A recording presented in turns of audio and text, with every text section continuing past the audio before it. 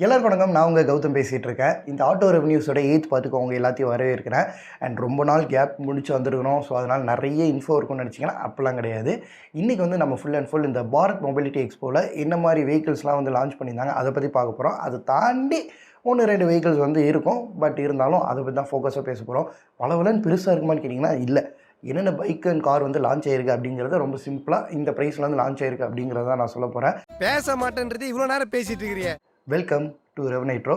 So first வந்து பார்த்திங்கன்னா TVS கிட்டேருந்து ஆரம்பிப்போம். டிவிஎஸ் வந்து அவங்களுடைய ரானின் வந்து லான்ச் பண்ணியிருந்தாங்க. அண்ட் அதில் வந்து பார்த்திங்கன்னா பெர்ஃபார்மன்ஸ் வைஸாக பெருசாக சேஞ்ச் ஆன மாதிரி இல்லை. பட் டிசைன் வைஸாக நிறைய சேஞ்ச் பண்ணியிருக்காங்க. OBD2 அவங்களுமே கொண்டு வந்துட்டாங்க.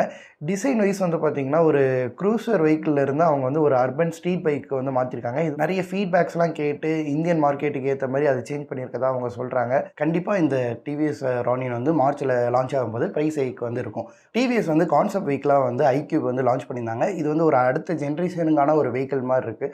இதில் வந்து பார்த்திங்கன்னா அவங்க டிசைன்ஸ் வந்து ரொம்பவே மாற்றிருக்காங்க, ரொம்ப ஒயிட்ரு ஆக்கியிருக்காங்க. அண்ட் இதுக்கு முந்தின வருஷனில் வந்து ஸ்வாப்பபிள் பேட்டரிஸ் கிடையாது. பட் இதில் வந்து ரிமூவல் ஆர் ஸ்வாப்பபிள் பேட்டரிஸ் மாதிரி கொண்டு வரதுக்கான நிறைய வாய்ப்புகள் இருக்குது.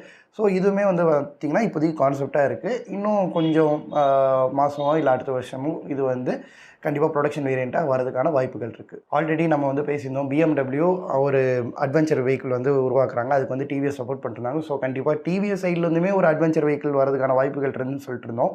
அதே மாதிரி வந்து பார்த்திங்கன்னா டிவிஎஸ் வந்து RTS X சூப்பர் மோட்டோ அப்படிங்கிற பைக் வந்து பாரத் மொபிலிட்டி எக்ஸ்போவில் வந்து அன்வீல் பண்ணியிருந்தாங்க. அண்ட் இந்த வெஹிக்கிள் வந்து பார்த்திங்கன்னா 299cc இன்ஜினாக வருது. அண்ட் மோஸ்ட்டாக வந்து பார்த்திங்கன்னா அடுத்த வருஷம் வரதுக்கான வாய்ப்புகள் இருக்குது. ஸோ உங்களுக்கு டிவிஎஸ் சைட்லேருந்து ஒரு அட்வென்ச்சர் வெஹிக்கிள் வருது, நீங்கள் என்ன மாதிரி எக்ஸ்பெக்டேஷன்லாம் வச்சுருங்க அப்படிங்கிறதையும் சொல்லுங்கள்.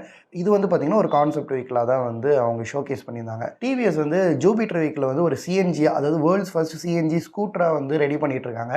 இதோட CNG வந்து 1.4 kg டேங்க் வரைக்கும் இருக்கும். அண்ட் அதே மாதிரி பெட்ரோல் அண்ட் CNG சேர்ந்து 226 கிலோமீட்டர் வரைக்கும் நம்மளால் ட்ராவல் பண்ண முடியும் அப்படின்னு சொல்லி ஒரு மாதிரி கிளைம் பண்ணியிருக்காங்க. பட் வந்து இப்போதைக்கு கான்செப்டாக தான் இருக்குது. இது எப்போ ரெடி ஆகும் அப்படிலாம் எதுவுமே சொல்ல. ஸோ இந்த வெஹிக்கிள் மேலே நீங்கள் ஒரு எதிர்பார்ப்பு வைக்கிறீங்களா? CNGலாம் வந்தால் நல்லா இருக்குமா?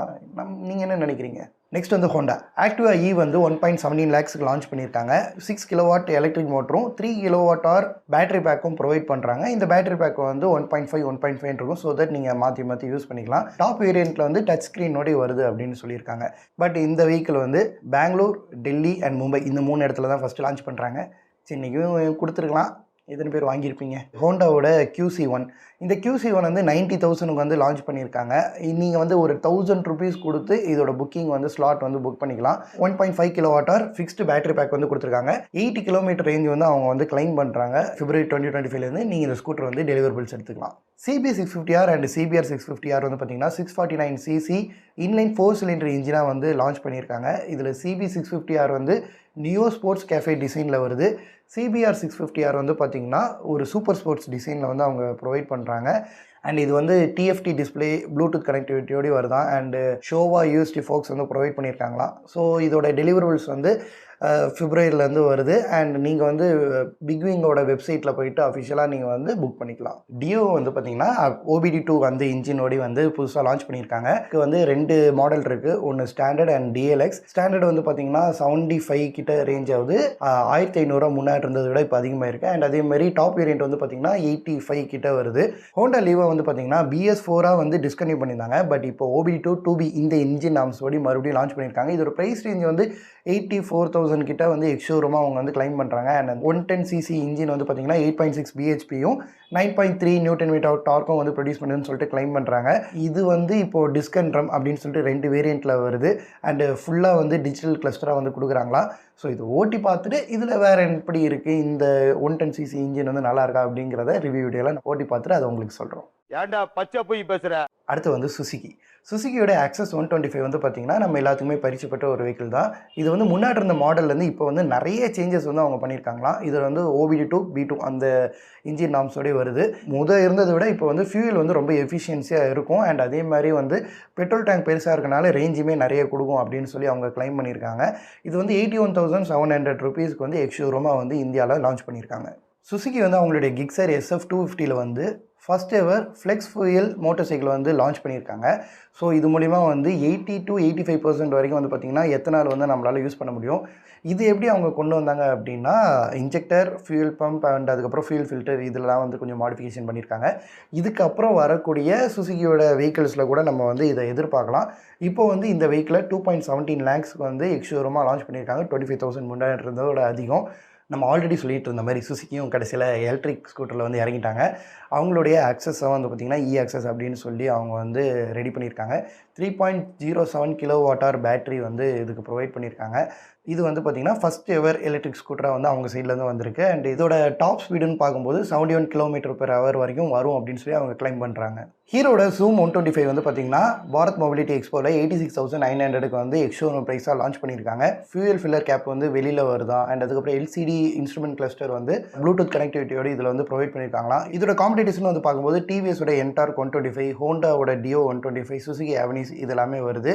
இது வந்து பிப்ரவரிலேருந்து புக்கிங் ஸ்டார்ட் பண்ணி மார்ச்லேருந்து டெலிவரபிள்ஸ் இருக்கும் அப்படின்னு சொல்லிட்டு அவங்க கிளைம் பண்ணுறாங்க. 150cc இன்ஜினில் ஜூம் 160 வந்து பார்த்திங்கன்னா 1.48 lakhs எக்ஸ்ஷோரூமில் வந்து லான்ச் பண்ணியிருக்காங்க. அண்ட் இது வந்து கீலெஸ் ஆப்ரேஷன் இந்த மாதிரி விஷயங்கள்லாம் இதில் வந்து கொடுத்துருக்காங்களாம். இதோட காம்படிஷன் வந்து பார்க்கும்போது யமாவோட ஏராக்ஸ் 155, ப்ரீலியாவோட SR 160 இருக்குது. ஹீரோ எக்ஸ்பல்ஸ் 210 வந்து பார்த்திங்கன்னா இந்த பாரத் மொபிலிட்டி எக்ஸ்போவில் வந்து லான்ச் பண்ணியிருக்காங்க. இதில் வந்து டிசைன் சேஞ்ச் பண்ணியிருக்காங்க, பவர் ட்ரெயின்ஸ் மாற்றிருக்காங்க அண்ட் அதுக்கப்புறம் எலக்ட்ரானிக்ஸும் அப்டேட் பண்ணியிருக்காங்களாம். மொத்தம் 4 கலர் ஆப்ஷன் அண்ட் 2 வேரியண்ட்டில் வந்து ப்ரொவைட் பண்ணுறாங்க. இந்த 210 வந்து பார்த்திங்கன்னா 1.76 lakhsக்கு வருது. அதாவது முன்னாடி இருந்த எக்ஸ்பல்ஸ் 200லேருந்து இது வந்து 24,000 வந்து பார்த்திங்கன்னா இப்போ அதிகப்படுத்தியிருக்காங்க. இன்னும் கூடி சீக்கிரம் வந்து பார்த்திங்கன்னா இதோட புக்கிங்ஸ்லாம் வந்து ஸ்டார்ட் ஆக போகுது. எக்ஸ்ட்ரீம் 250R ஆல்ரெடி வந்து ஐக்மாவில் வந்து காமிச்சிருந்தாங்க. இப்போ பாரத் மொபிலிட்டி எக்ஸ்போலையும் வந்து பார்த்திங்கன்னா இப்போ ஷோகேஸ் பண்ணியிருக்காங்க. இந்த எக்ஸ்ட்ரீம் 250R வந்து 1.80 lakhsக்கு வருது. இதோட காம்படிஷன் வந்து பார்க்கும்போது சுசுகியோட கிக்ஸர் 250 அண்ட் அதுக்கப்புறம் பல்சர் N250 இருக்குது. ஒரு வேளை இந்த 3 பைக்குமே வந்து நான், டேனியனா, தினேஷ்னா 3 பேர் சேர்ந்து கம்பேரிசன் பண்ணணும் அப்படின்னு நினச்சிங்கன்னா அதையும் கமெண்ட்டில் மறக்காமல் போட்டுருங்க. அடுத்து வந்து யமஹா வந்து டெனிரி 700 அப்படிங்கிற அந்த வெஹிக்கிள் வந்து பார்த்திங்கன்னா அது ஷோகேஸ் பண்ணியிருந்தாங்க. பட் இப்போதைக்கு இந்தியாவில் லான்ச் இருக்கா அப்படின்னு சொல்லி கேட்டிங்கன்னா இல்லை. பட் ஒரு வேளை அது வரதுக்கான வாய்ப்புகள் நிறையவே இருக்குது. யமஹா வந்து FZS வந்து ஹைப்ரிட் டெக்னாலஜியோடய வந்து அதையும் அன்வீல் பண்ணியிருந்தாங்க. ஸ்மார்ட் மோட்டர் ஜென்ரேட்டர்னு ஒன்று இருக்குது. இது என்ன பண்ணுன்னா இன்ஜின் அண்ட் பேட்டரி இந்த ரெண்டுத்துக்கூடையும் வந்து ஒரு ஒர்க் பண்ணி குயிக்கான ஒரு ஆக்சிலேஷன், அதாவது மைல்டு டார்க் வந்து உங்களுக்கு பூஸ்ட் பண்ணி கொடுக்கும். ஸோ தட் நீங்கள் வந்து டிராஃபிக் கண்டிஷன்ஸ்லாம் உங்களுக்கு வந்து இது யூஸ் ஆகும். TFT டிஸ்பிளே வந்து ப்ளூடூத் கனெக்டிவிட்டியோ வருது அண்ட் நேவிகேஷன் ஆப்ஷன்ஸ் இப்படின்னு சொல்லிட்டு ஏகப்பட்ட விஷயங்கள் இருக்குது.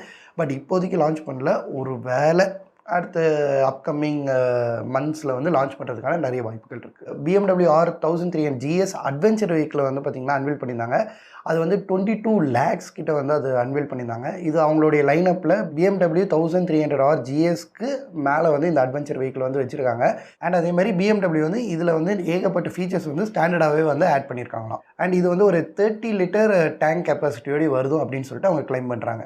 அண்ட் BMW S1000RR வந்து 21.10 lakhsக்கு வந்து பாரத் மொபிலிட்டி எக்ஸ்போவில் லான்ச் பண்ணியிருக்காங்க. அடுத்து வந்து பார்த்திங்கன்னா கார்ஸ்.